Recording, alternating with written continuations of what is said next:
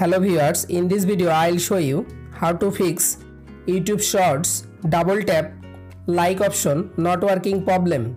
If you want to solve this problem, please follow the step. Step 1. Open your phone setting. Scroll down.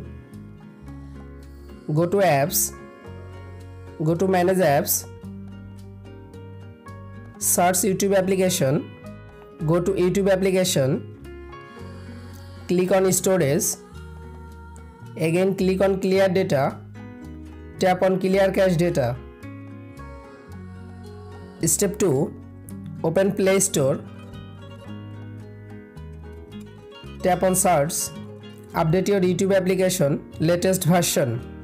Step 3. Restart your device. Again open your YouTube application.